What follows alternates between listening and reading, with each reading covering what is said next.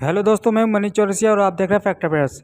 US की एक magazine है जिसका नाम है फॉरेन अफेयर्स। उसमें एक आर्टिकल छपा है जिसमें कहा गया कि जो इंडिया है वो मिडिल ईस्ट में एक इमर्जिंग पावर की तरह उभर रहा है। इस रिपोर्ट के क्या मायने हैं और ऐसा क्यों कहा गया है, हम इस वीडियो में जानेंगे। और इसमें चाइना को कैसे रोकने के लिए भारत जो है प्रयास कर रहा है उसको भी हम जानेंगे। तो स्टार्ट करते हैं। तो इसमें कहा गया है कि जो इंडिया मिडिल ईस्ट में एक पावर की तरह उभर रहा है।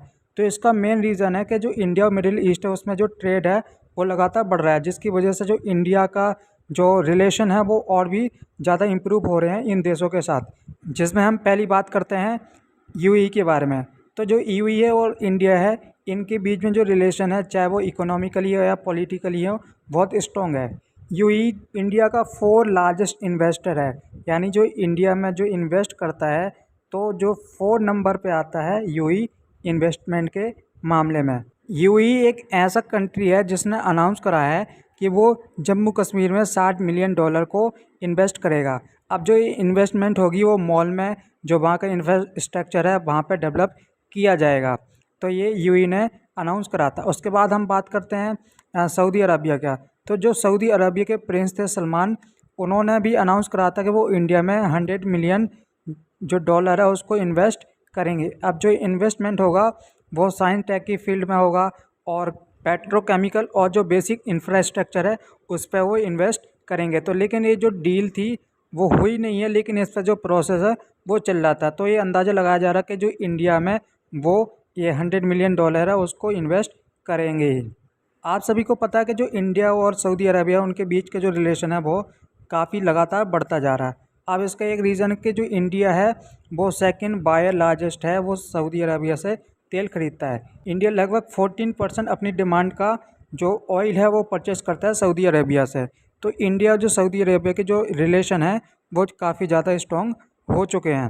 भाई हम बात करते हैं कि जो इंडिया है, इंडिया के जो प्राइम मिनिस्टर पीएम मोदी है, उनको दोनों देशों द्वारा उनका जो हाईएस्ट अवार्ड होता है सिविलियन अवार्ड वो भी मिल चुका है। तो जिसकी वजह से जो दोनों देशों के जो रिलेशन है वो और ज़्यादा भी इंक्रीज़ हुई है।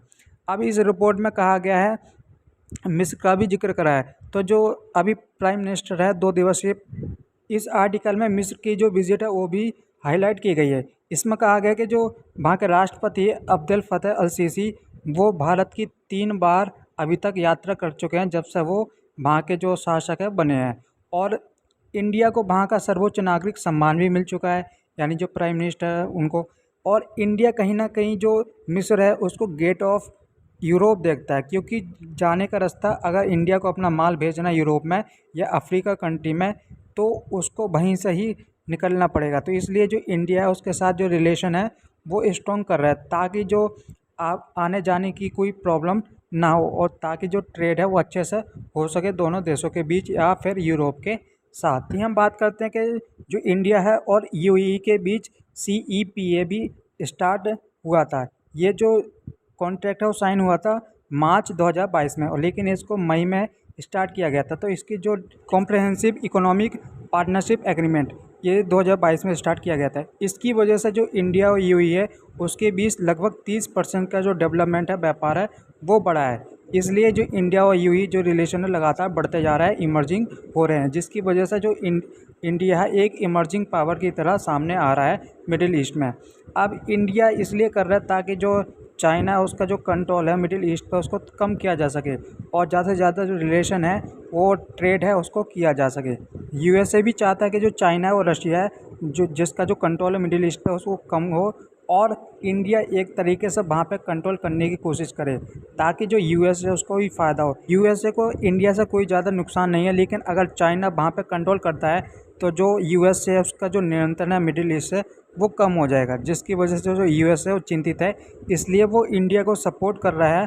और जब इंडिया द्वारा ईरान के साथ चाबार पोर्ट का जो कॉन्ट्रैक्ट साइन किया गया तो तब यूएसए द्वारा उस पर कोई प्रतिक्रिया नहीं दी गई। चाबार पोर्ट ईरान में स्थित है, जिस अगर इंडिया को एक्सेस मिल जाता है तो जो इंडिया की पहुंच है वो सेंट्रल एशिया तक हो जाएगी, जिससे जो इंडिया है वो आगे उनके साथ जो ट्रेड है वो अच्छे से कर पाएगा। इंडिया और जो इजराइल है उसके जो रिलेशन है काफ़ी स्ट्रॉन्ग है। प्राइम मिनिस्टर मोदी ऐसे पहले प्राइम मिनिस्टर बने हैं जो इजराइल के दौरे पर गए हों। और जो अडानी ग्रुप है उसने इसराइल में एक हाइफा जो पोर्ट है उसको भी उसका जो कॉन्ट्रैक्ट है वो हासिल किया है, जिससे वहाँ पे डेवलपमेंट देखने को मिलेगी। तो इस वीडियो में इतना ही, मिलते हैं आपको नई वीडियो के साथ। अगर आपको वीडियो अच्छी लगी है तो चैनल को सब्सक्राइब कीजिए, ताकि आपको इस प्रकार की जो वीडियो आगे भी देखने को मिलती रहे फैक्ट अफेयर चैनल पे। तो डू सब्सक्राइब एंड